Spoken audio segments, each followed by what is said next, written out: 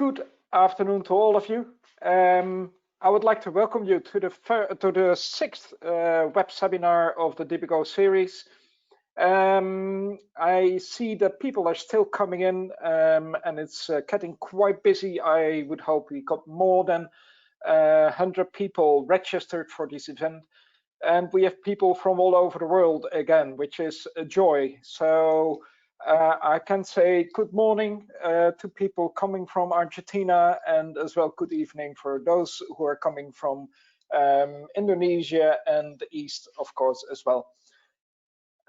It's my great pleasure to moderate today this DiBiCoo event. And we will speak specifically on biomethane and waste treatment. And if we talk about biomethane, we go a little bit deeper on bio-CNG and bio-LNG. And this is the sixth web seminar in the series we have had already. So we have talked about, and the previous one, the sustainable biogas production, pre-treatment, characteristics of feedstocks, as well as overview of markets. And today we will focus then more on the biomethane and CNG and LNG. We have some distinctive speakers today, and I'm really pleased to have that and to talk about more on the details on the bio-CNG and the bio-LNG. And present also an international, very international case on biomethane for or biogas in an emerging market in Argentina, to be precise, but also give you a little perspective on the French situation and how that can be adapted maybe in other markets. Before I go forward, I would like to make some house rules just to make clear how things are working. So on the right-hand top side, you will see a few icons where if you click on the arrow, you can actually put in some questions we would like to have, because after every presentation, you have the ability to ask some questions. Please make sure that those questions are kept concise, so that everybody can follow that. And those questions are being passed on to me as moderator, and I will ask them to the speakers. I hope we have enough time, of course, to answer all the questions. If not, and we have enough time left at the end of this workshop, then we'll bring all the speakers together in a panel for a short session to answer those questions. Then the timing will be strictly monitored. And of course, the data is only being used for identification purposes. And also good for you to know is the recordings will be made available for those who cannot follow it all. But let me go first to the first speaker. If there is a man who can make gas visible, then it would be Alexei Mozgovoi. With an experience for more than 10 years within the sustainable energy and also in the biogas sector, he's been working closely in our industry. And he is going to show you some nice perspective on the biogas sector, but also focusing a little bit on the CNG and the bio-LNG production. So, Alexei, the floor is yours. I'm curious towards your presentation. I think you're muted. Thank you, Harman, for your kind introduction and for the nice words. Yeah, I truly believe that biogas can do it, and I think we all believe in that. That's why we are pushing, we are working in this industry, in this area. Alexei Mozgovoi from the German Biogas Association. I'm responsible for the topic biomethane, and I'm glad to share with you in the next 20 minutes all what I know about CNG and LNG, bio-CNG and bio-LNG production of biomethane, and how can it be used, as I've mentioned, as a transportation fuel.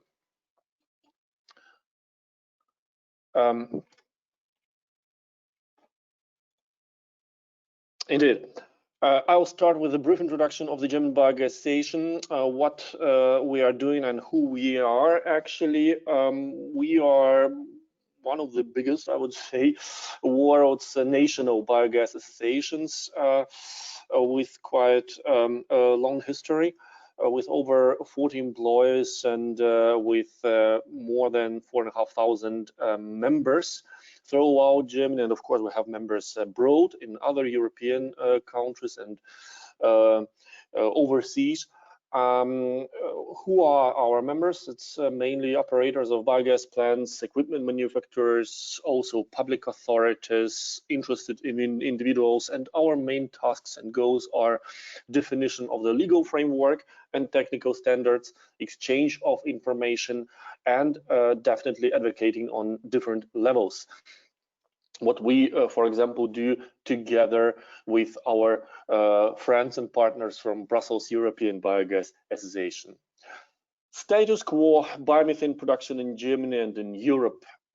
Here on this chart, you can see some numbers which I tried to collect for you, and if we take a look on them, we can clearly see that 3, 4, 5 years ago, Germany was quite strongly dominating the biomethane market in Europe with over 9 terawatt hours produced energy, and the share of Germany in the European market is decreasing over the years, as you can see, and it's mainly because many other countries like France, like Scandinavia, like Great Britain, they are pushing, they are installing more biogas, biomethane units, which is quite good because we need more bioenergy.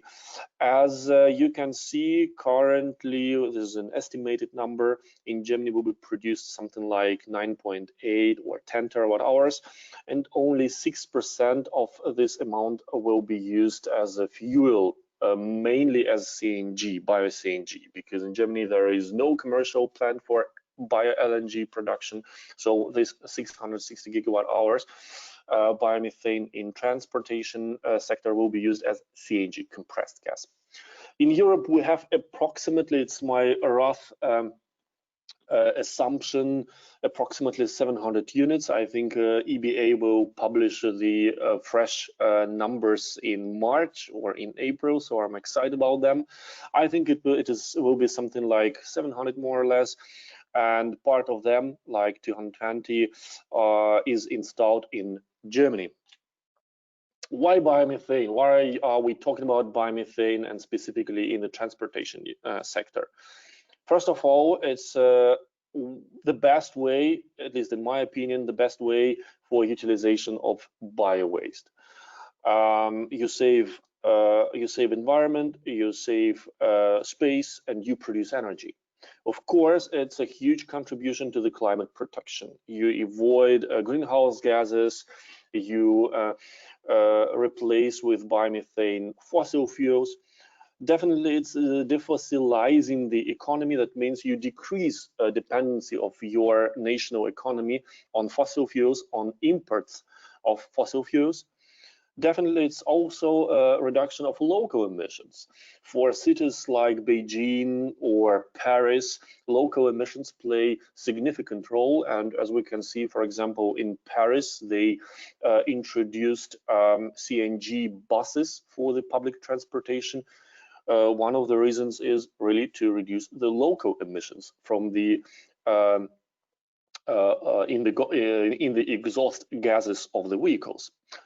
Definitely, we should not forget the cross-sectoral system service, like sector coupling, like, for example, you put biomethane into the gas grid, and on the other end of the gas grid, you use it for the power generation. By that, you reduce the stress in your power grid, which is in some regions or countries is also a crucial topic.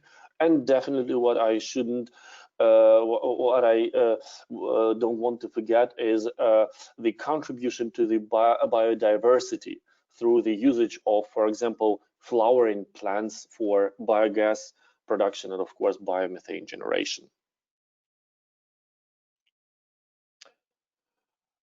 Some words on the general overview. Biomethane. I will start with biogas. Biogas, as you may know, mainly consists of methane and CO2, something like 50-50%. In some cases, it's 40 to 60 or 60 to 40, but more or less 50-50.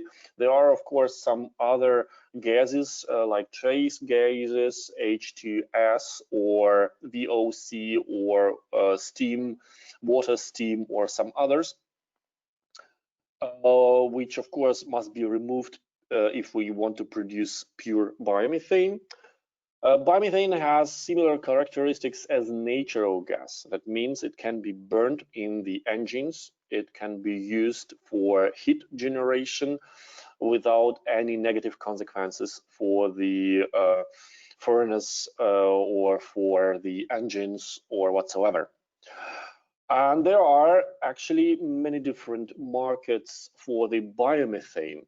Well, first of all, it's electricity generation, heat production, and the topic which I want to emphasize today is vehicle fuel. Definitely biomethane can be used also as a feedstock for chemical production. In some countries, in some projects, it is already happening, and I hope the share of biomethane in the chemical area will increase in the next years. Of course, there are different upgrading technologies on the market. I will briefly introduce them to you, really just a couple of words on that. It depends on the type of project, on the size of the plant, and so far and so on. Definitely, if you have a biogas plant and you decided, okay, I don't want to produce power anymore and I want to upgrade and use my biogas as a fuel, definitely you need to have some additional investment. This is obvious. Of course, economy of scale shouldn't be forgotten as well. Like the bigger the upgrading plant is, the smaller is the specific upgrading costs. So it's quite obvious and trivial. But before you try to remove your CO2, that means before you send your biogas in the upgrading unit, you need to do some pre-treatment, because some upgrading technologies or upgrading plants, they could be sensible against trace gases like H2S or like particle matters. So all this trace gases and additional elements you need to remove from the biogas before you start your upgrading. As I've mentioned, upgrading of biogas to biomethane means nothing else but a removal of CO2 from the gas. There are different technologies like adsorption. The good example is pressure swing adsorption. It's like through the by the usage of activated carbon. There is also absorption, where you can use water or chemical solutions. And the next technology which I would like to briefly introduce to you is membrane gas separation. Of course, there are also some other technologies, but however, I will not lose my time introducing them to you. As I've mentioned, brief introduction, pressure swing absorption. Adsorption functions like you put in the column your biogas, you increase the pressure in the column, and under that pressure, relatively small CO2 molecules enter the pores of activated carbon, and in the free space within the column, methane remains, and that means you release the pressure, and methane leaves the column as first, and then when the pressure is really low, the CO2 leaves the column, which is pretty simple method. Scrubbing technologies, where you can use water or chemical solutions. is slightly complicated. So basically, the water absorbs CO2 and removes it from the biogas, while methane remains within column. And you can see in the second column, in this so-called stripping column, CO2 will be relieved into the atmosphere. It's pretty simple technology, as you can see, or you also can use, instead of the water, for example, some chemical solutions. By that, chemical solutions will also absorb CO2 and remove it from the biogas. The latter way would deliver really high quality and high purity of methane, over 99%. So in many cases, when it's about a liquefaction of biomethane, actually amine scrubbers will be applied. And last but not least, the membrane separation. The principle is quite simple. It's nothing else but some sort of filter. The molecules, CO2 and CH4 molecules, they have different size. So CO2 is smaller and it goes through the filter, through the sieve, and CH4 remains into the system. It's quite easy. And the share of these plants is increasing, not only in Germany, in Europe, but also all over the world, because the maintenance of this technology, of this plant, is relatively simple. If we take a look on the share of different technologies in the German market, you can see that physical scrubbing, like pressure water scrubbers, they have the biggest share, something like 38%. You can see it marked in red color.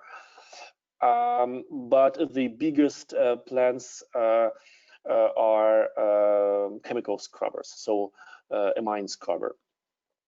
And for example, membrane technologies, they are not really popular now in Germany, but as I've said, the share of membrane units is increasing. And you can see on the next slide the share of different technologies in several European countries, and also in Germany. I put it in the orange frame. As you can see it on the picture, the lion's share belong to the yellow colored water scrubber and also to the purple colored chemical scrubber. But in different countries, the proportion is also different. Like, for example, in Finland, it's basically mainly water scrubber and a bit membrane separation. Or in Italy, it's mainly membrane technology. And in this diagram, you can see the proportion of different technologies in Europe, the average numbers. So in the next slides, I will concentrate on the usage of biomethane as a transportation fuel. And the first step will be to emphasize the difference between CNG and LNG. So CNG, as you may know, this is compressed methane under pressure between 200 and 250 bar, sometimes slightly more, sometimes a bit lower. The gas is under the ambient temperature, and it has relatively low energy density compared to the liquefied methane or biomethane.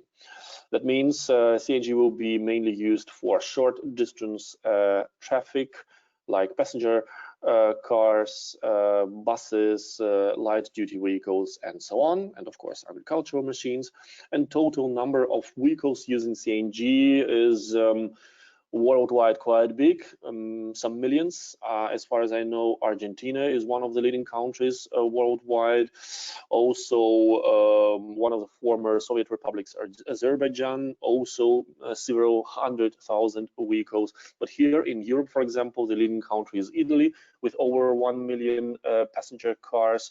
And in Germany, we have altogether buses, cars, and light-duty vehicles like 90,000 units.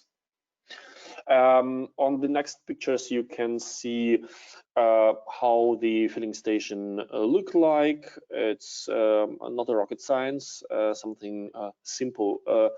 You can see the different advertisements for biomethane. All these units are installed in Germany. On the right side, for example, you can see the private photos of one of our members who installed his own filling unit in the backyard for his private car, because he thought, okay, to the next CNG filling station, there are 20 kilometers, and he is not really fascinated about driving to there, so he just put some money on the table and installed his own unit. Why not? The next step is LNG. LNG is something else, so of course it's methane or biomethane, but it's not compressed but liquefied. The temperature of liquid methane is minus 162 degrees Celsius. And higher, but liquefaction takes place at minus 162. It can be stored at minus 150, at minus 140.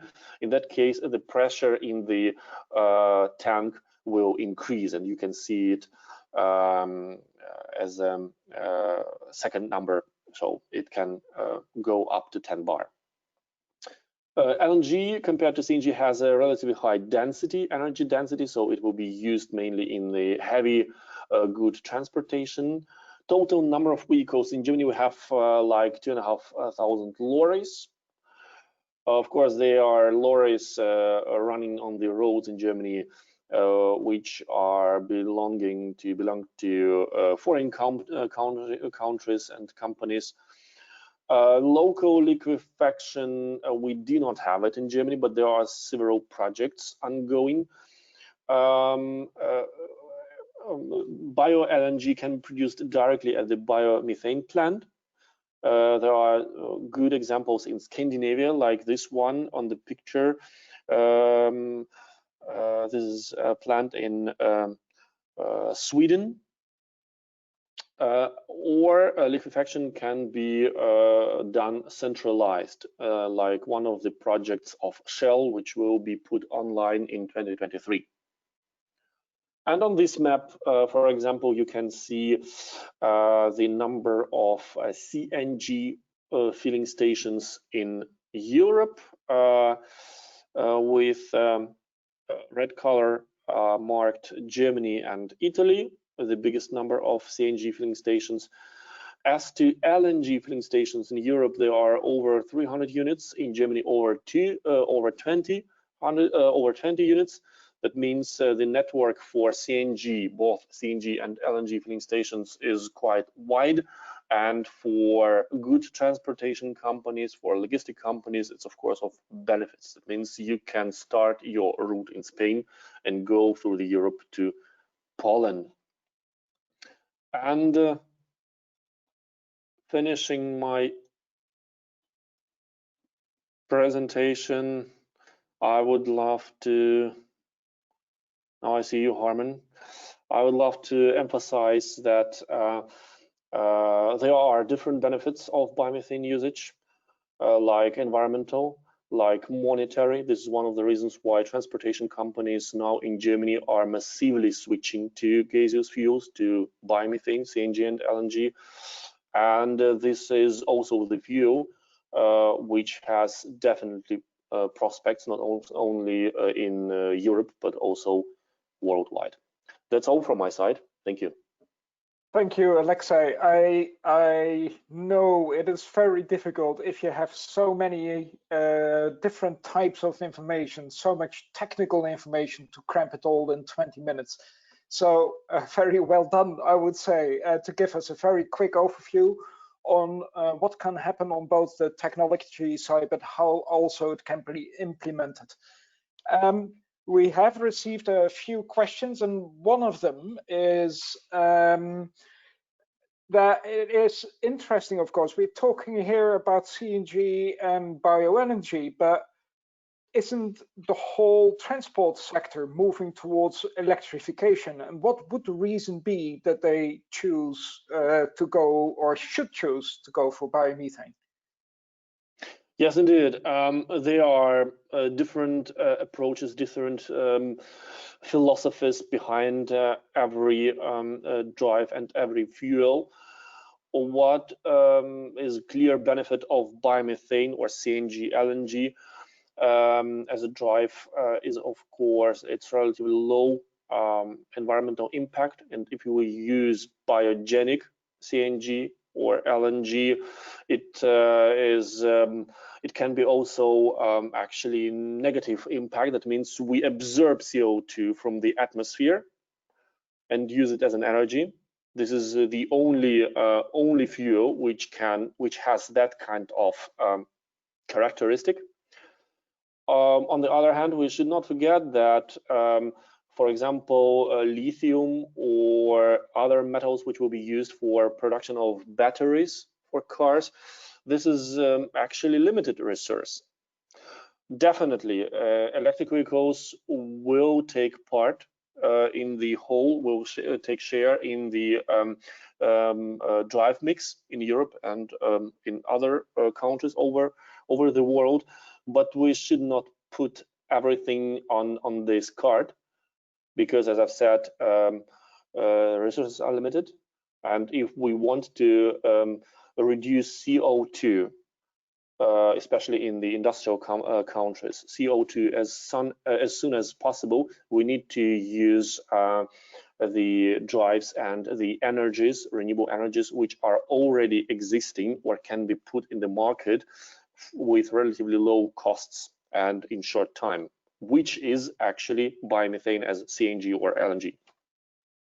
Okay, thank you. That does clarify, of course, and so the two can coexist beside each other, but it's clear, of course, that biomethane has a negative, or can have a negative impact, especially if you take manure as feedstock, or, of course, as we can liquefy maybe in future the CO2 or store it underground as well. So we have quite a lot of possibilities, I agree.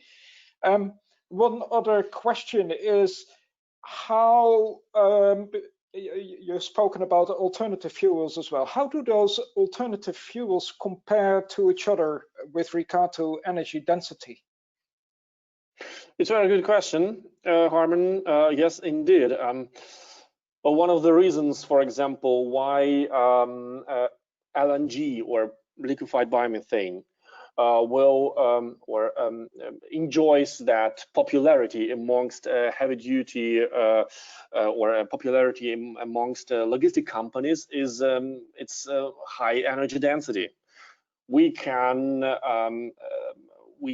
propagate everything what we want, but finally the end user, the consumer, takes a look at his portemonnaie, and he understands that for a certain amount of money he needs to buy enough fuel for his vehicle to bring good from Great Britain to Poland or to Czech Republic or whatsoever. And the energy density of liquefied methane is much higher compared to many alternative fuels like hydrogen or even electric vehicle. For example, if we compare the battery energy in the battery, lithium battery, with energy content of liquefied methane, the difference will be 15 times. So bio-LNG is more dense, 15 times more energy in one volume unit compared to a battery. That means for your lorry, you do not need more than 400 liters fuel if it is LNG-driven lorry. And if it will be a battery-driven lorry, it will be battery which has weighed many tons. So logistic companies, of course, they do not want to transport additional battery which has weight 5, 6, 7, or even more tons. It's about money, definitely. Wow, 15 times. I didn't even know that. That is amazing. So that means that for especially heavy transport, it is easy, but even if you have a passenger car and you want to drive, oh, of course, we all know the stories about electric cars and their distance, but that is something to take into account as well. Looking at the questions, I think we have time to go for one remaining question before we like to go on. So we have some time maybe at the end for a panel as well. What about, because see, we're talking here about energy, but how does biogas fit in the circular approach, for example, in a city or in agriculture? A good example we can see actually now on your picture. This is a chamomile which is flowering in front of the biogas plant. This is a good example actually, because as I've mentioned, biodiversity, this is one of the contributions if we install and use biogas. Circular economy, it's a very good topic. For example, if we do agriculture in one region, one specific region, of course there are wastes and residues, and to avoid greenhouse gases, to avoid that we'll produce all that residues which must be treated, stored everywhere and somewhere and somehow, we just simply put in the biogas plant. By that, we close the loop, we avoid greenhouse gas emissions, and by that, of course, we generate additional income locally through giving the farmer and the possibility to generate his own energy or fuel. I think this is one of the best examples which I can give you as answer to your question. Well, thank you, Alexei. That is very concise, and thanks again for your presentation. It was very good. And I presume that if people want to ask you questions with regard to the different upgrading techniques and all that, and with regard to all the other subjects you covered, they can probably reach out to you for some more information. Absolutely. Thank you.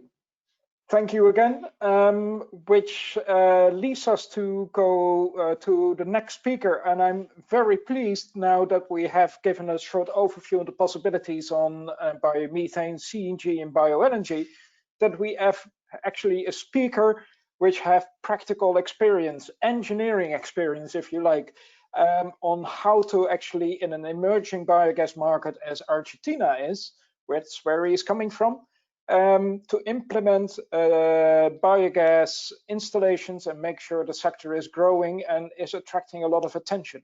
So it's my great pleasure to introduce Nicolas Marinelli, and he will give an overview on the hands-on approach with regard to biogas development in Argentina.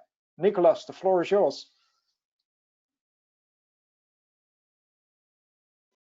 Thank you so much for the introduction. Well, yeah, I'm going to introduce myself a little bit. I'm a chemical engineer living here in Argentina. I have been working for Tecnored since 2017, specifically with biogas production, design of the plants, maintenance, operation, a little bit of purification of the biogas. Well, I don't know if you're seeing my presentation. Yes, we can. It's everything. Okay, thank you. Well, during this presentation, I will go through different topics. My idea is to introduce a little bit of about TechnoRed first, and then speak about the biogas market in Argentina, its energy metrics, where it's heading to, what's the available biomass here in Argentina, how much we rely on natural gas here, and the technology that's available to use the biomethane here and start replacing natural gas, and what are the projections for the future. A little bit about TechnoRed. It's a company that has 25 years of experience in the energy field. We have made projects for natural gas that goes from capture, treatment, compression, and transportation through virtual gas lines at 2050 bar. For those who don't know what a virtual gas line is basically we compress natural gas and we load it in trucks. So we can take it from a place that's connected to the main gas line to towns and cities that are not connected yet, and have them have natural gas there. So it works as a gas line that's connecting both the main gas line with these towns that hasn't been connected yet.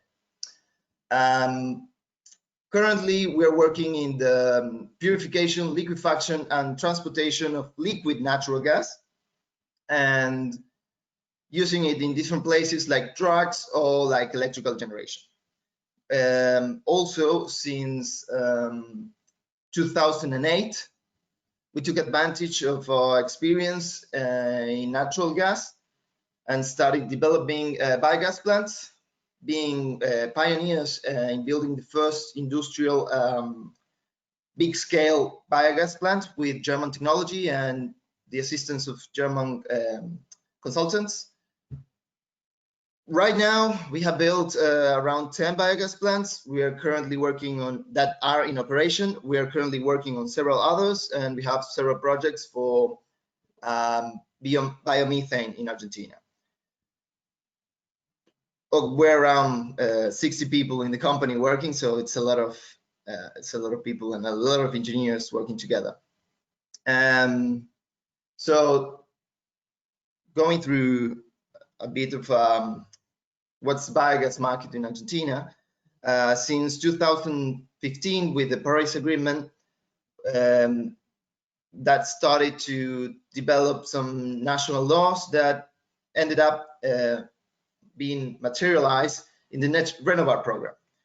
The Renovar program was a bidding for the energy. It was oriented towards electrical energy, not so much of biomethane, but yeah, and it wasn't just biogas, but also solar and biomass and wind energy. Okay, so but still had quite an impact in the landscape of energy production here in Argentina. As I said, it was electrically oriented. It was not gas injection to the grid, just producing electrical energy. They awarded 44 projects, which 27 are already under construction and operation. It's like almost 100 megawatts awarded of power and $320 million invested. So this is pictures of different biogas plants that were built here. So yeah, and to give you an idea of what's the energy matrix here in Argentina, as you can see in this map, the blue parts are where fossil fuels and natural gas it's being dug. The red lines is the main gas lines in Argentina. As you can see, it goes throughout almost all the country, so it's quite connected in that sense. Just so you know, like the rest of the world, Argentina relies heavily on fossil fuels. 85% of our energy matrix comes from natural gas and diesel. And to be more specific, our electric generation has is 66% thermal, to which 87% comes from natural gas, and only from an 11% comes from renewables. Even though it seems like a small number, 11%, this is after Renova. Before Renova program, it was only 1%. So as you can see, it had quite an impact in the energy matrix of Argentina. So we started developing a little bit more with renewables. Okay, so the idea is to transition slowly but surely towards a more decentralized generation. Okay, so right now, even though the gas landscape, the gas pipelines are quite distributed, and that means that, and most of the energy comes from natural gas too, that means that electricity is generated more or less decentralized. But natural gas is produced quite centralized in the places that oil is being extracted and natural gas is being produced. Excuse me.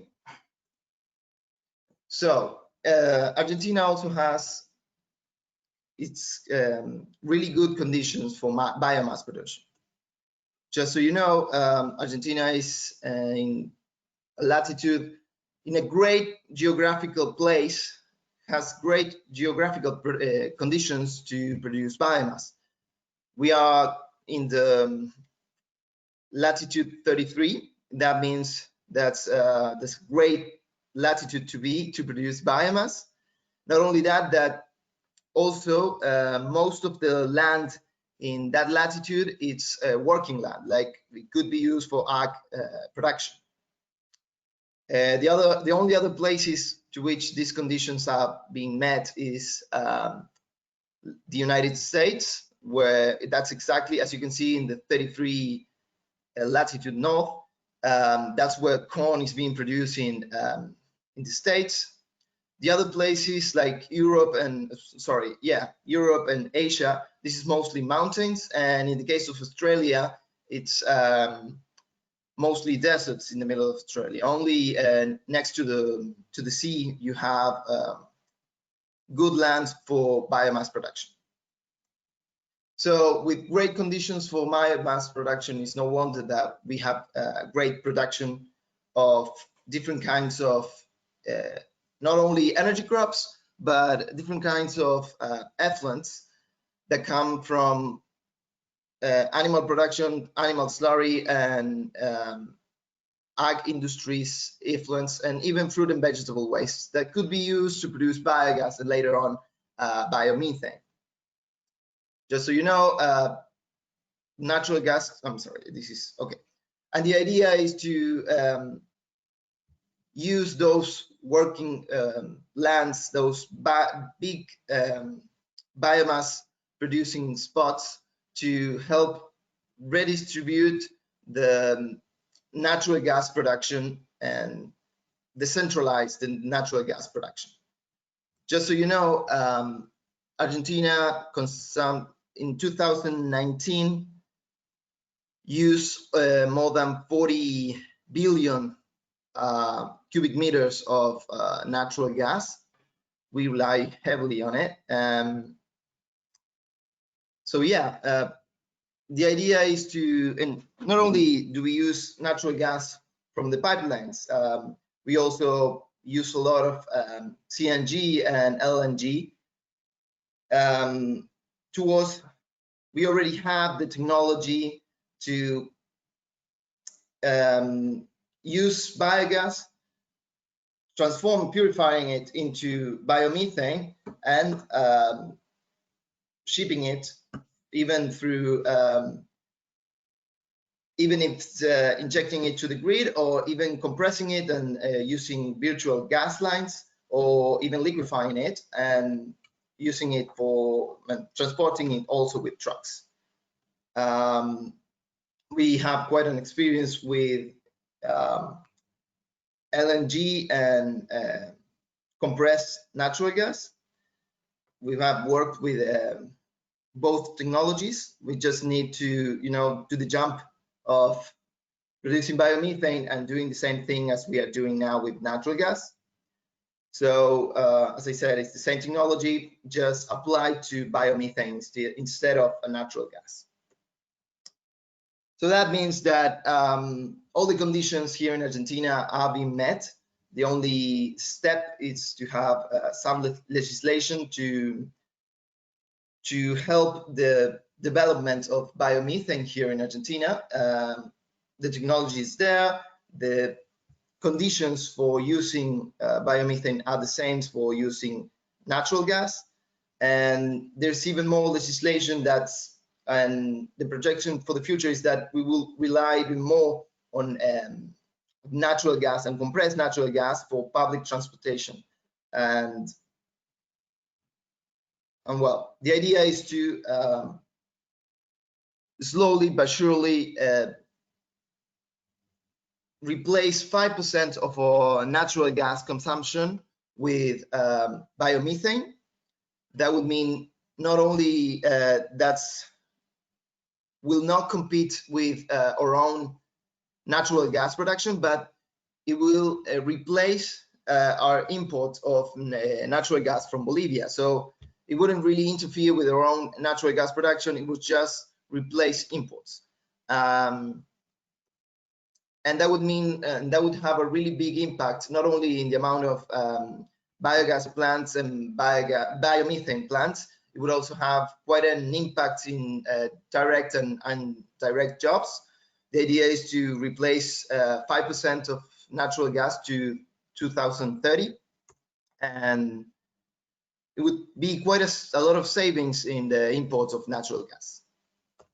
Not only that, it will redistribute the production of a little bit of and decentralize the production of methane, and just later, almost at the end of the last year, in our province we have already legislation that is pushing to have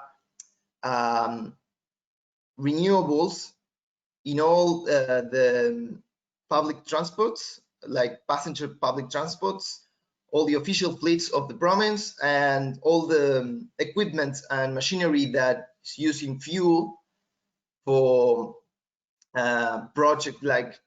public projects should have a certain percentage of renewables in their fuel consumption. So we're moving towards a more renewable future and more and biomethane is a great tool to achieve that. Well, as I said, shifting towards a more renewable production of natural gas, biomethane, would have really good impact on the region. Not only would increase the amount of jobs available, more investments, more activity in the regional economy, and of course, as I said, a good environmental impact and a reduction of the imports of fossil fuels. So lastly, to end the presentation, not only are we projecting a lot of initiative from the public sector, but also the private sector is moving towards reducing their carbon footprint, and we have already several projects for private companies that want to start using biomethane to reduce its carbon footprint and their emissions. So those projects are being, several big companies are looking into it in Argentina. And that's it. Thank you very much. Thank you, Nicolas. I hope I haven't. Yeah. So you can hear me? Yeah, I can. All right. Okay. Well, thank you very much for your presentation. It's I do have quite a few questions. I just want to let the audience know that you still can post your questions in the chat as well. In the meantime, because you have been showing some great developments in an emerging biogas market, which is exemplary, I think, to all of us. I just want to repeat a few numbers with you because I didn't get them all because you were so into you were a little fast. So what is your total gas consumption in Argentina at this moment? It's 40, more than 40. It was, that graph was from 2019. Right now it's probably a bit more. It was more than 40 million thousands of cubic meters.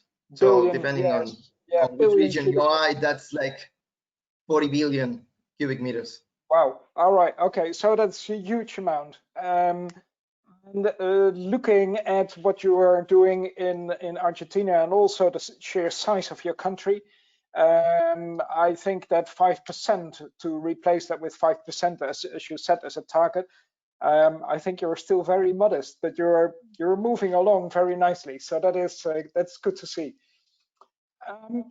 A question with regard to the competitiveness of the biomethane, especially.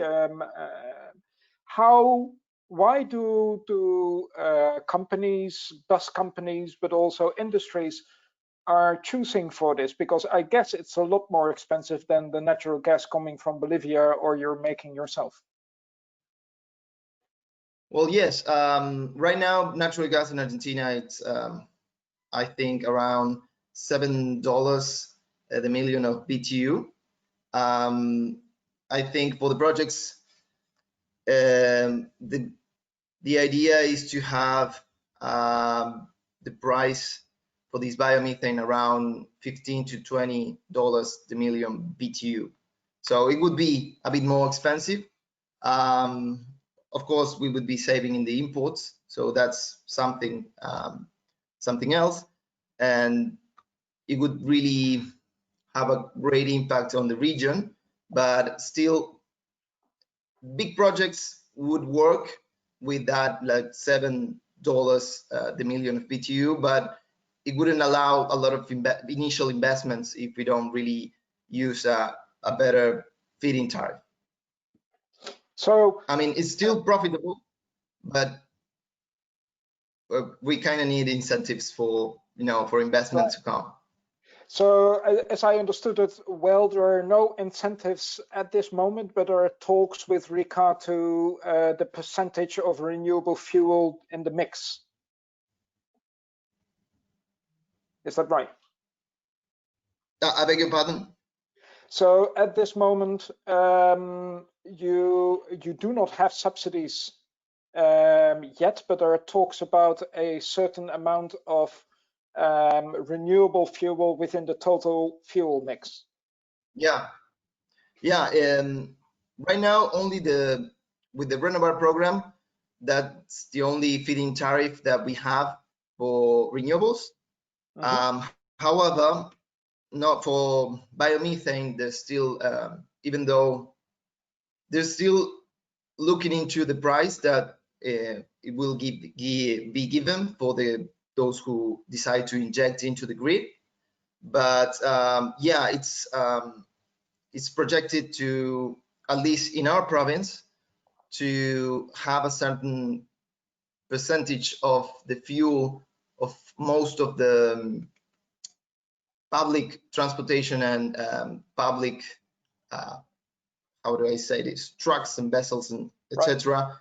to have, yeah. So it would be, there would be a certain demand of a renewable fuel.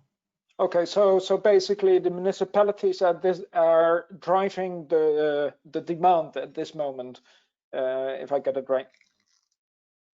Yeah. All right. So there is one more question from Mina Lepakorpi, and she is asking, what is the most common substrate, agricultural substrate, which is being used right now? Well, right now the most common it's I would say 3. It's pig slurry a lot because the infrastructure for collection of pig slurry is already there. So and there's a lot of pig farms here, so pig slurry is a big substrate here. And the other one is energy crops.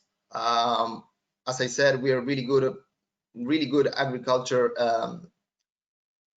geographical place, and biomass production is really good here. So energy crops make a really big percentage of biogas production. Also, industrial waste. There are some industries that are using their waste to produce biogas. So I would put them in that order. All right. Okay. Thank you. We were briefly talking about the size. You said something, if you have a very large plant, you might be able to reach the $7 per MMBTU. What is the typical size at this moment of a biogas plant? How many cubes an hour? Well, the typical size, it's around 2 megawatts from electrical point of view. So it's around 1,000 cubic meters an hour, yep, more or less, give or take, depending on the gas quality, but give or take. All right. Yes, please go on. Yeah. So as we know, the bigger the investment, the lower the operational costs, and then the biogas production would be cheaper per cubic meter. So it would, at some point, it would be there would be cut even with the actual price of natural gas. Okay. Then one question before we go to the last speaker. You are within an emerging biogas market within Argentina. I know that South America, I know in Brazil, there is a lot of talks about that as well, and careful steps with regard to biogas development. And as there is across the world, what would be your advice for an emerging market to start with, to start this biogas development going? Okay, my advice. Don't underestimate the years of experience that Germans and Europe had throughout the years with biogas. You will try to learn from them as much as you can, and try not to make the same mistakes as they have made. The best is to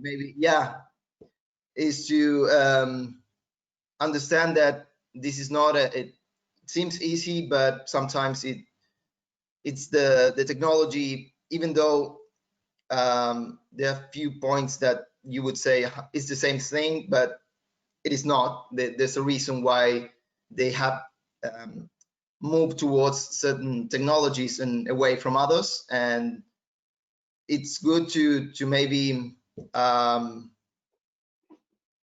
an approach on what it's being built now and not so much what has been built 25 years ago.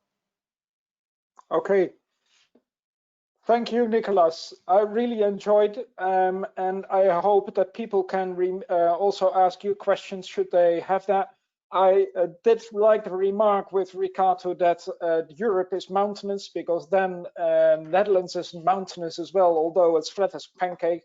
So that makes all the Dutch people very proud. So that is very good. I enjoyed your presentation. I would like to move on to the next speaker. And she is actually coming from French associations, one of the French biogas associations, and will give us the French agroeconomic perspective actually towards biogas.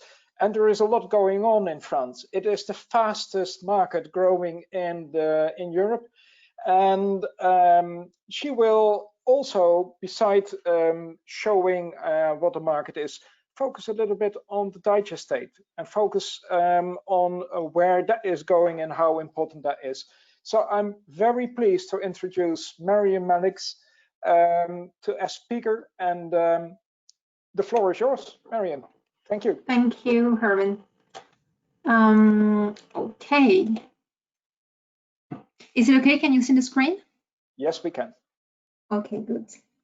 So hi everyone, I'll try to give you a brief overview of the biogas sector in France. I'm in charge of the agronomics topics in the Club Biogas and Digestate topics.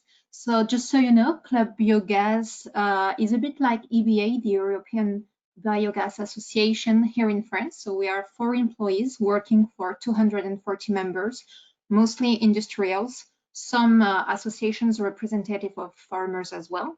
And we organize different working groups on several topics, and we represent the sector, the biogas sector, with the public authorities here in France.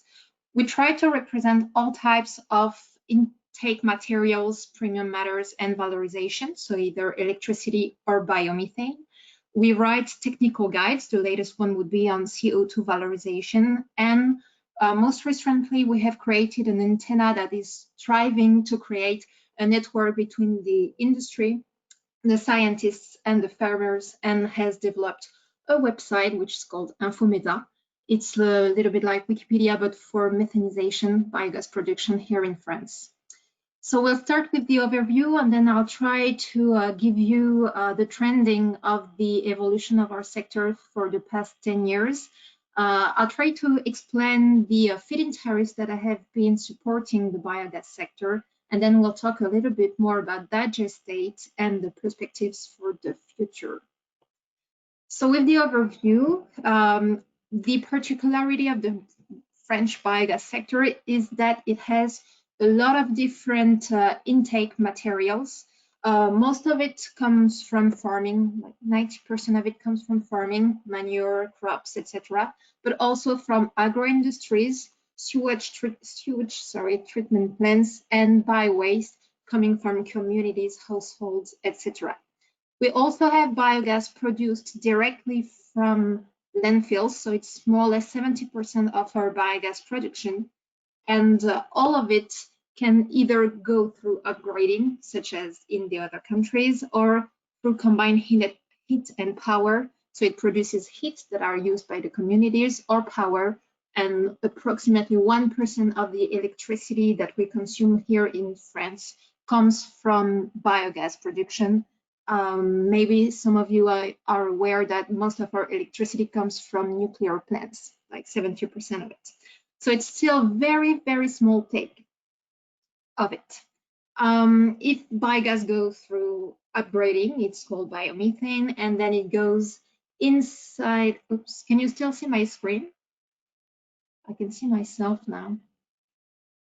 Yes, we can still see the screen. Okay, sorry. It goes inside the distribution and transport grid, and it makes up for approximately 1% of the gas that we have here in France in the grid. You can use it for industry, cooking, of course, and it can be used in transportation. So 17% of the gas that is used in transportation today in France is made from biomethane. As for Digestate, well, it's spread in the fields directly, fields that will then give crops that will go back to the farms, and that's how we have a circular economy. So here's for our sectors. Who works in that sector? Well, obviously the operators, which are mainly farmers, but you can also find water and waste treatment plants, energy companies, of course, and then you have the grid operators who either work at a very local scale or have national monopoles. You have, of course, the builders, the equipment manufacturers, the small, which are really small or medium companies and have observed a very strong growth for the past years. Then you have the bureaus that work in consultancy. They can go from either 1 employee to 100. Of course, you have the communities that are consuming this biogas, the chambers of agriculture that accompany the farmers, labs for Digestate and biomethane, research institutes, and national associations, such as Club Biogas, for instance, that try to communicate on this sector. So that would be more or less 500 companies working in that sector today, and an estimation of more than 4,000 direct jobs created by the sector in France. So what are the specificities that we have in France? Some are technical because, of course, the resources are mainly from farming, but as I presented before, we also have biowaste residues, industrial residues. So we have these co-digestion processes. There's been a very high development of sequential crops, so which are grown between two main crops in France. And the particularity is that in France, energy crops are allowed, but only up to 15%, so as not to create a competition with nutrition and feeding. And other specificities, we have a big interaction, of course, between the diverse fields of activities, such as I presented before. We have strict environmental and health regulations, especially on animal byproducts. I guess that's the same for all countries. As you saw, we have numerous industrial and agricultural actors that work with actually very small staff. So here in France, we tend to have small units, and of course, we are not exempted from local conflicts between populations and communities whenever a new project is created. So here we are today. As of September 2020, we have more or less 1,000 plants for all types of valorization. And most of them you can see come from farming, either with one farmer at the head of the plant or several farmers working together, coming together. We have plants that are trading strictly biowaste, some others strictly agro-industry residues, and then we have more or less 80 plants coming from sewage treatment plants and landfills, 164. So that's the repartition in France, the distribution of the plants in France. You can see that it's very dispersed on the territory. As for biomethane injection, the latest data I found was from November. We have more or less 200 plants almost that are injecting biomethane, and as you can see again, most of them are agricultural plants. So it's a very farming-based sector here in France. As Alexei presented in his in the first presentation, in France we tend to use the membrane separation upgrading process for biomethane mainly. Coming second is PSA, and you can see that water scrubbing and chemical scrubbing rank in third place equally. So how has the sector developed for the past 10 years? Well, it's been going up mostly. Here's the development of the number of biogas plants between 2010 and 19. Something happened between 2015 and 16 that we can't really explain. We think that the numbers weren't quite good, but basically you can see that it's been going up mainly for agricultural sites. Same thing here, especially for electricity. So you have the installed electric capacity over the 9 past years, and the biogas production capacity, same thing, it's been going upwards for the past 10 years. As for biomethane, on the left you have the number of biomethane plants, on the right you have the biomethane production, and it's been growing up exponentially actually. So you can see that it's a sector that is still developing in France. And as for transportation, I have more restricted data. It's only from 2014 till 18, and I added the 17% from 2019 at the end. But basically, you can see as well that it's been going up, the intake of biomethane that has been injected in and used in transportation. So here's for the development of our sector, and of course, it finds its roots in the fact that we have a very good feed-in tariff here in France for electricity and biomethane, but this tariff is being reviewed at the moment and should decrease for the years to come. So how does it work? France started to subsidize the sector in 2001, and then there's been several revisions, and the latest one would being in 2020, last November. There was a decree, and at the moment there's a pending revision for landfill and sewage plants. In addition to this feed-in tariff that is guaranteed by the state, you have subsidies that you can receive from the French Environment and Energy Management Agency that we call ADEME. So it comes with the feed-in tariff, and you can also receive subsidies from local authorities for the studying part, the beginning of the construction project, and some investments as well, private investments. So the framework has been very favorable for the past 20 years for the biogas sector. So it explains why everything has been going upwards. So how does it work for feed-in tariff?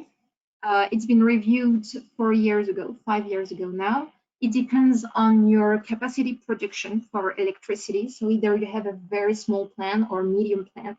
And if you produce more than 500 electrical kilowatt, then you still have something else that is adaptable for you. So if you are on the left of the screen, you have a feed-in tariff that is set. So there's a purchase obligation for your electricity that is set for 20 years. And you can see the tariffs down on the screen. Just so you know, the electricity that the farmers buy from the grid is half the price. So it's a very good tariff for electricity. And if you produce more than the 500 electrical kilowatt, well then for the rest of it, you will go through a call for tenders process. So companies compete to buy your electricity, and you have to find a buyer. As for biomethane, it's been reviewed 2 months ago, as I said. So I'll try to explain it to you. Basically, it's a base tariff. Then you add a premium for the type of substrate that you will be treating in your plant, so an intake premium. You have a connection to the grid premium, and the newest thing that happened is that ADEME subsidies will be subtracted from this tariff so as not to receive twice incentives and support from public money. So this tariff is set for 15 years, and more or less the base tariff is between 86 and 122 euros depending on the project size. The intake premium depends on whether you treat manure or sewage, and it depends on the percentage that you actually get in the plant. And for landfill projects, the base tariff varies between 55 and 99 euros per megawatt. And then the connection premium depends on the size of your project. If you connect to a grid of at least 100,000 consumers, and then you subtract the ADEME subsidies, so minus 5 euros per megawatt hour. And this all works if you produce less, if you inject less than 300 normal cubic meters, per hour.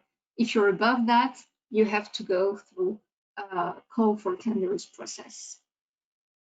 So basically, we're expecting a decrease in the feed-in tariff from 1 to 15%. We don't know for sure, but it's likely that the biogas sector in France won't be growing as it used to be, or we have to find new ways to subsidize and find the revenues for our operators.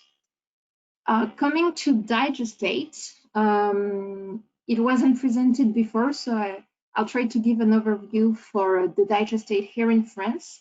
Basically, we treat 10 million tons a year of input material. So we produce more or less 9 million tons per year of raw digestate. A little bit more than half of it is directly spread in the fields. The other half goes through phase separation and can be composted, or can be spread in the fields as liquid digestate or solid digestate. And just so you know, the quantity of manure in France produced today is 180 million tons per year. So there's still a lot of deposit that is available for biogas production, given that we only treat 10 million tons per year of raw materials. So the characteristics of Digestate, as some of you may know, it's both a soil improver, so it modifies the physical, chemical, and biological properties of the soils. It's a fertilizer, so it brings nutrients directly to the crops. And it's a plant biostimulant, so it stimulates all natural processes in plants, absorption of water, of nutrients, resistance to viruses, to fungi, etc. And if you want to place it on the market, you have to respect some regulations of the French Rural Code.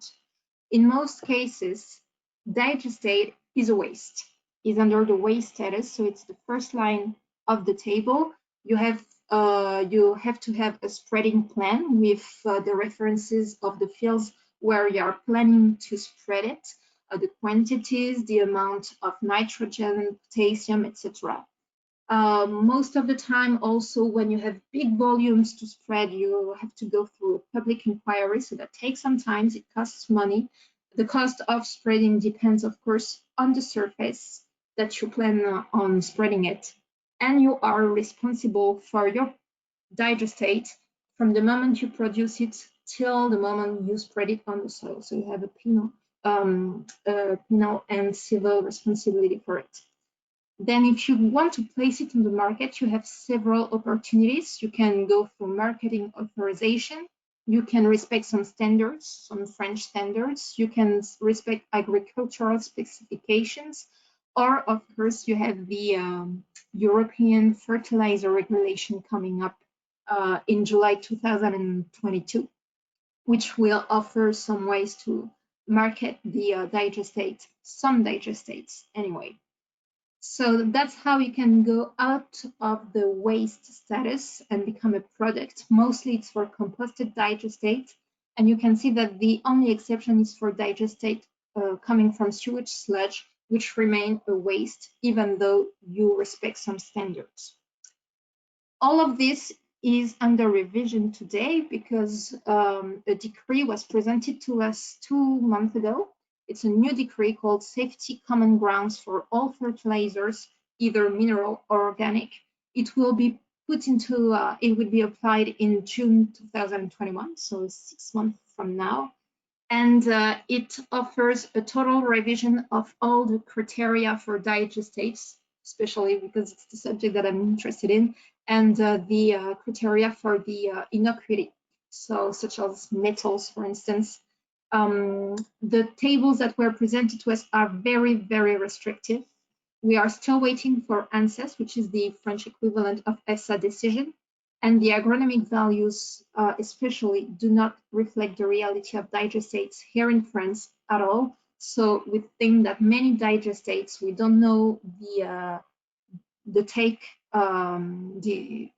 of digestate that would have to be eliminated, burnt, or else. But there's a big chance that it will be many, like 30% to 50% digestate, which won't be able to be spread in the fields. So we're still awaiting from the administration for this text to evolve. What are the perspectives for our sector in France? As I said before, we do have social issues surrounding the projects, especially projects that are farm-based, which are most of the projects in France. So the first goal for the sector would be to reduce the opposition from the population and, of course, facilitate plant integration into the sceneries, into the fields.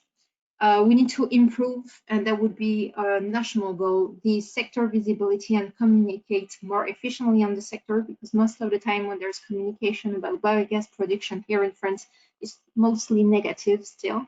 So we have several means to do that, work on websites, organize visits of plants, work on public awareness, consultation tools, and of course, increase the number of direct jobs created by the sectors and make recruiting easier by producing job guides, by communicating about it in schools and developing new vocational trainings. For the government, the goal number one would be to increase the amount of biomethane in the grid.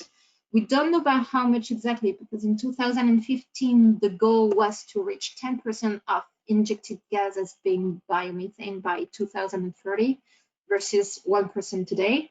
And then 4 years later, it was a bit less ambitious. It was only 7%. So it really sent mixed signals to the sector, especially with the revision of the feed-in tariffs that are going down. The goal number 2 for the government is to reduce the costs of the biogas sector, which still costs too much. So there's a planned decrease in public support of about 25 euros per megawatt hour by 2023. And the government has asked for the creation of a sector strategic committee on competitiveness and innovation to work on cost effectiveness by 2023. So they're working to develop new cost-effective processes, promote CO2 upgrading, improve the storage of substrates to increase the yield, and work on digestate and how to valorize it, and maybe find a market for digestate. And of course, we cannot work without the agriculture, because most of our plants are owned by farmers.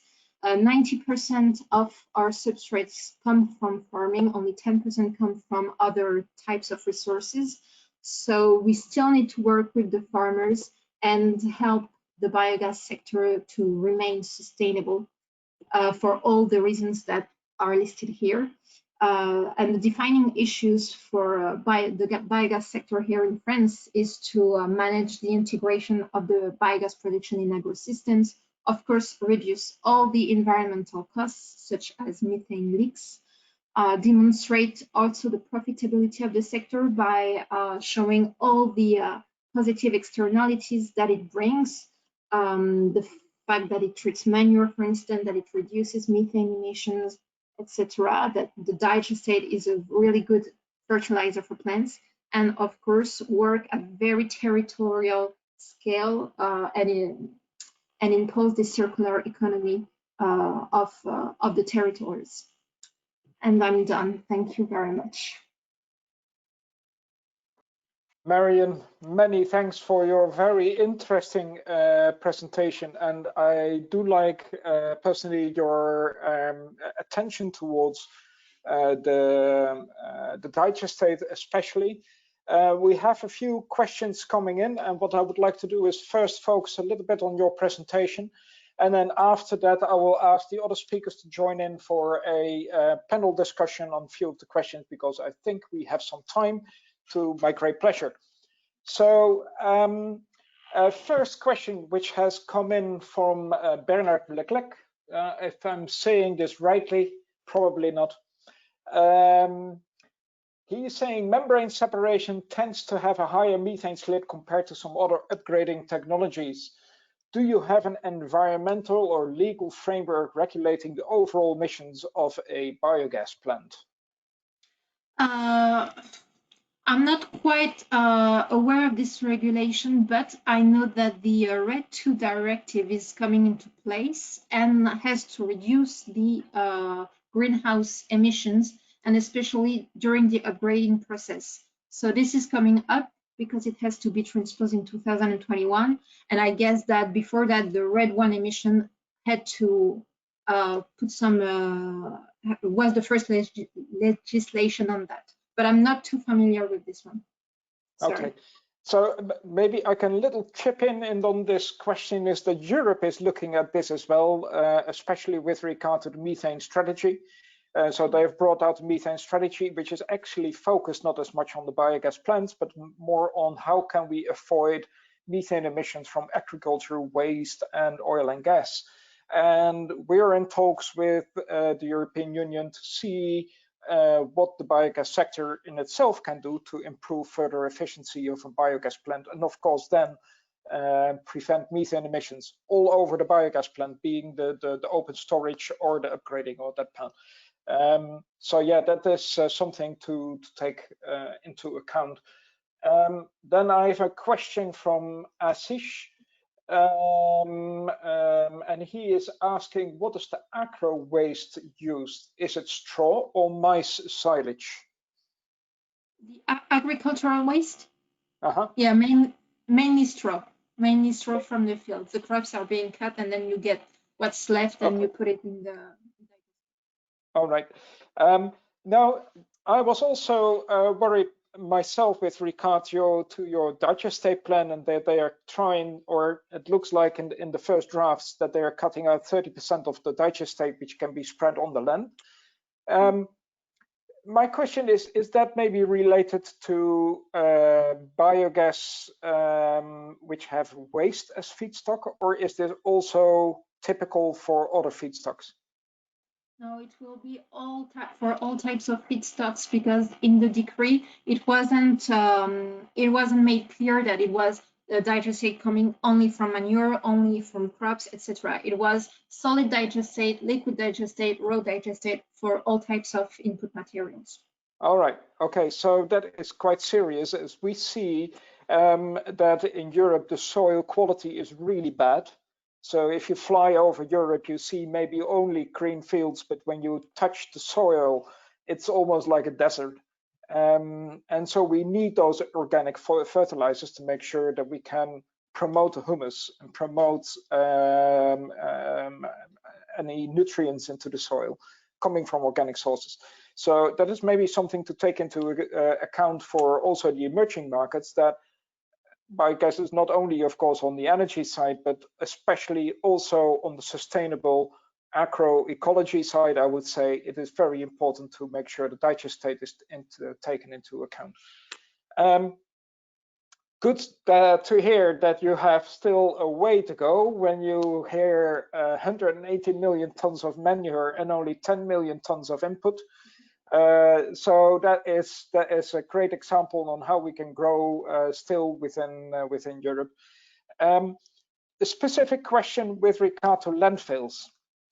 Landfills is being taken out as a specific area, and we see that those that landfills are maybe differently seen in France. So are there still a lot of landfills which do not treat biogas, or the gas which is coming from? I don't think so, because it became a legal obligation in the I think it was 2023 or 4 for landfills to actually valorize get some valorization for biogas. So no, normally they should all do it, from what I understood from this. Okay, so I do have a question with regard to that later within the panel as well. I would like to make sure that Nicholas is chipping in here as well. I have another question with regard to the social resistance. You mentioned something about the social environment. Can you say why there is resistance? You said a lot of things on how to overcome the resistance, the social resistance to biogas plants, but what is the main reason that people oppose? I think it's the fact that we are mixing with the biogas sector, industry and farming, and people in France are very attached to the old way of farming. And whenever we have new projects on industrial farming, we have very strong opponents. And the thing is, with biogas production, people fear that it will actually increase the number of agricultural industrial farming sites to actually put more manure and more crops in the digesters. So that's why there's such a big opposition. And for instance, at the moment in France, in the region of Bordeaux, there are many opponents to some big farm that is planning on implanting 1,000 cows. We don't really have that in France, and I don't think the project will actually get out of the ground, because that's really not the French way of doing agriculture, how it's seen by the population anyway. All right. Okay. So that's interesting, because that's leading to another question I have, because you show that you have an enormous increase in the biogas plants, and especially in the biomethane plants. But we also noticed that those biogas plants are relatively small.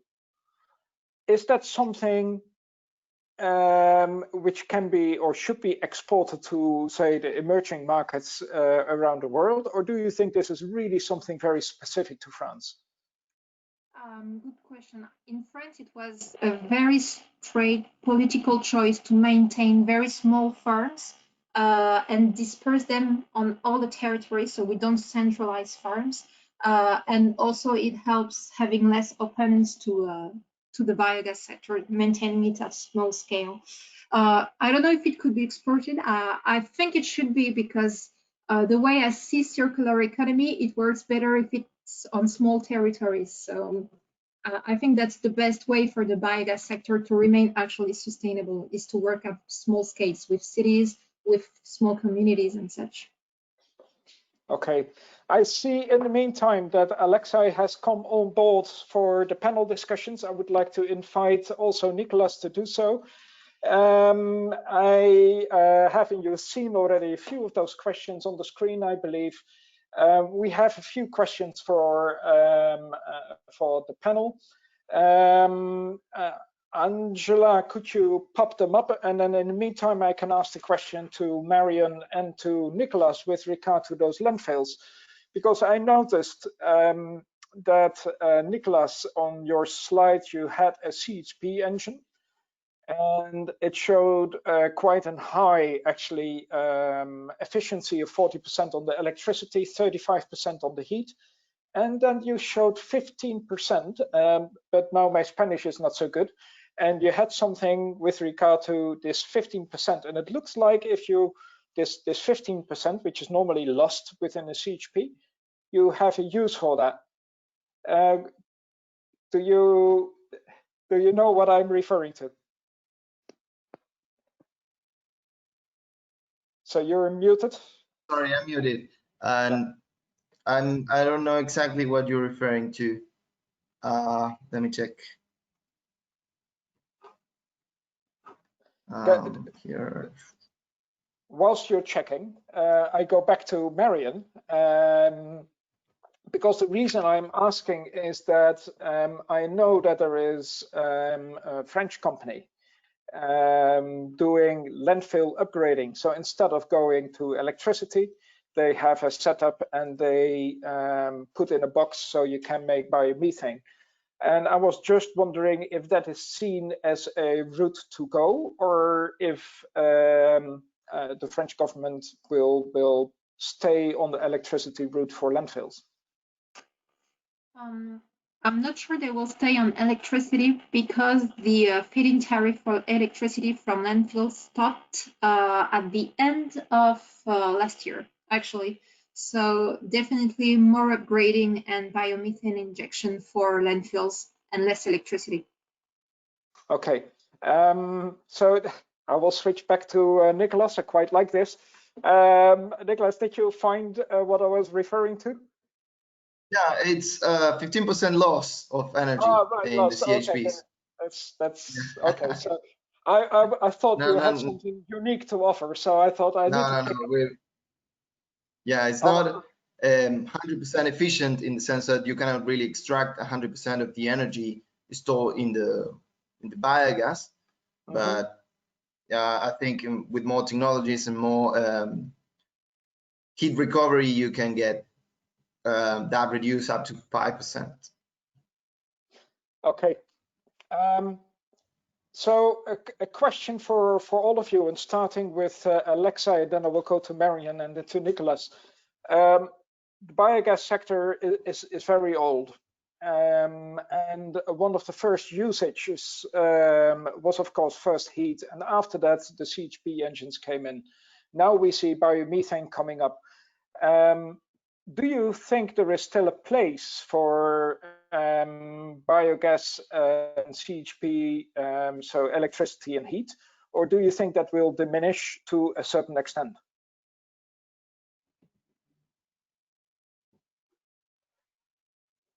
Sorry, definitely the new sectors for biogas and biomethane usage will appear or will develop, not only power generation or heat production like in previous years, But for example, fuel sector driven by new European legislation like Renewable Energy Directive, the second one, or revision of AFID, or many others.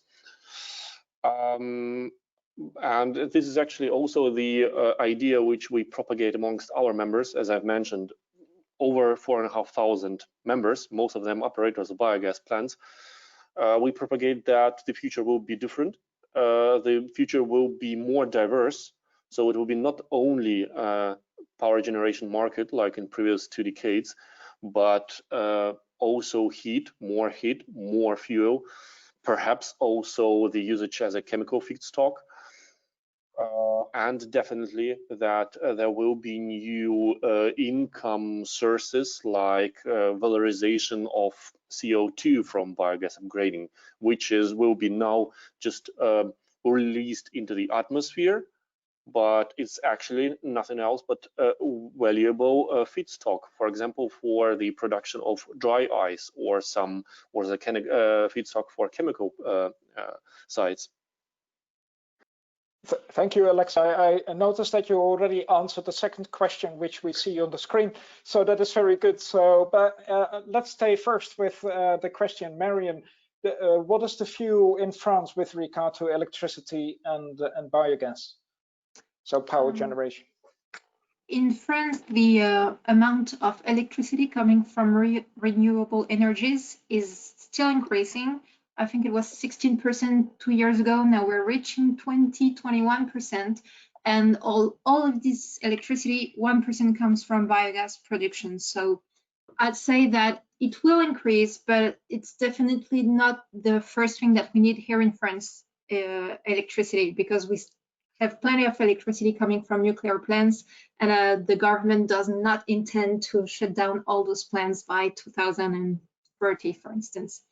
So I'm not sure what the future holds for us. As long as the tariff is set in place, it won't move, but who knows for the next 10 years what will happen.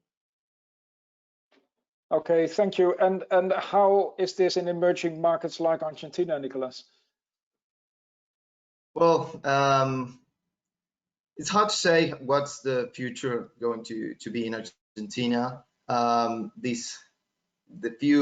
don't see an increase in from a public sector and feeding tariffs or biddings even for electrical energy, especially in the next 4 years. I don't see any development towards that.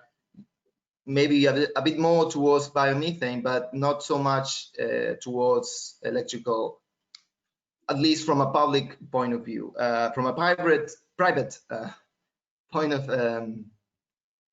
of view, yes, I think a lot of private companies will look into biogas to produce electrical energy for themselves, for savings, maybe using their own residues, or even getting paid to treat different kinds of residues. Okay, thank you. So going to the second question we see on the screen, and I will go further, and then later on to the first and the third question. What is the destiny of the carbon dioxide removed after the treatment of biogas? Can I ask you, Marion, if that is going on in France already, and what kind of usages do you foresee? It's at the very beginning in France, and the usage would be the gaseous drinks. And first one, and second one we see would be to bring CO2 to the plants growing up in greenhouses. That would be the two main ways to valorize it. Right. Okay. Yeah, we see, and I can concur that we see the interest with regard to liquefaction of CO2. Alexa mentioned already, as well as the use of dry ice or use in food and beverages. So we see an increased interest. It is not going as fast as we would like to see, Another thing what is maybe of interest is to use it as storage underground, which is called BECCS. But then, of course, bioenergy, carbon capture and storage. But that is something for the future, but it's definitely coming up and will make the total CO2 footprint of our industry even better. It is already extremely good, but it will be something which will be very good. Alexei, can I return back to you with the first question, because that was posed during our questions we had exchanged. Can you say something about the cost of biomethane, especially in comparison with the fossil fuel-based products?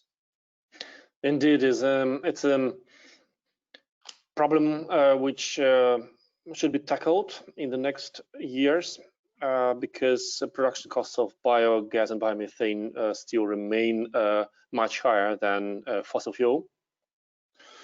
It's a sad reality. For example, in Germany, biomethane depends on size of the plant and on the feedstock. Biomethane production costs are between maybe 4 and 6 cents per kilowatt hour heating value. And if we compare it to the cost for natural gas, which will be delivered from Russia, for example, the cost for natural gas is at 1.5 to 2 cents per kilowatt hour. It's basically 1/3 compared to the biomethane. So you can see clearly the difference. But of course there is a space for improvement. New technologies, new upgrading technologies, new feedstocks. For example, activation of manure, which will be supported by Renewable Energy Directive, as an example. On the other hand, we shouldn't forget the environmental and climate benefit of renewable gas, of biomethane, which is not the case with natural gas. And if we put all the benefits of biomethane in one pot, I'm pretty sure that the perspective for increase of biomethane market will be clear also for political decision makers, for maybe better support, better incentives, and less support of fossil fuels, because fossil fuels will be supported like in previous years. Okay, thank you, Alexei. And here I can chip in that the International Energy Agency in the latest reports clearly outlined the difference between upfront cost of renewables as opposed to costs which is for the society after you use the fossil fuels. We all know, of course, that the fossil fuels is imposing us an extreme large cost after usage, whilst the usage cost is maybe low, but after that the cost is very high.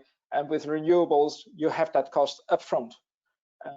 So there is a difference, and it's of course a little difficult to explain this, but I think we need to keep pushing for that.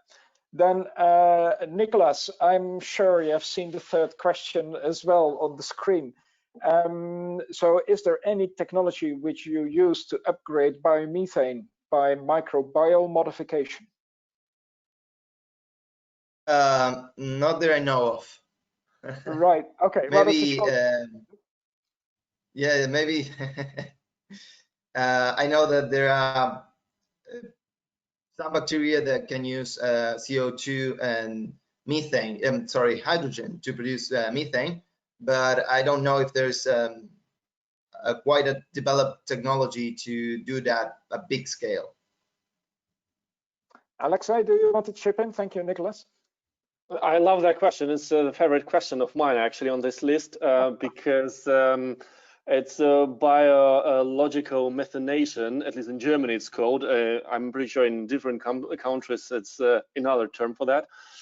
Indeed, we have at the German Biogas station, we have some members who developing this kind of technology or installing that kind of units in Germany and also abroad. and according to their statements, it can be really used as a replacement for the classical upgrading, so they can really achieve over 90% or even 95% of methane purity. That kind of units will be installed in Germany and in some other European countries as well.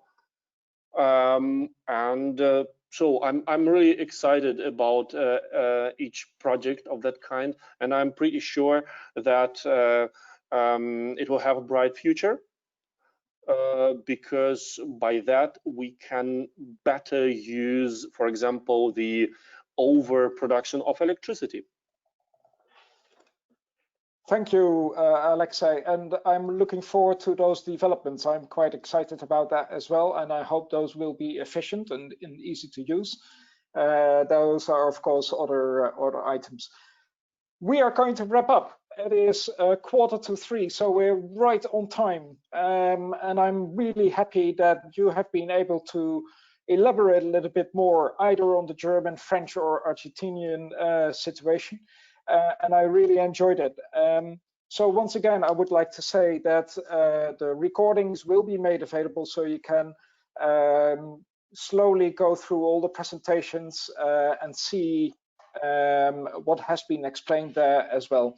I would like to point out two things, because on the presentations, you have seen a lot of data.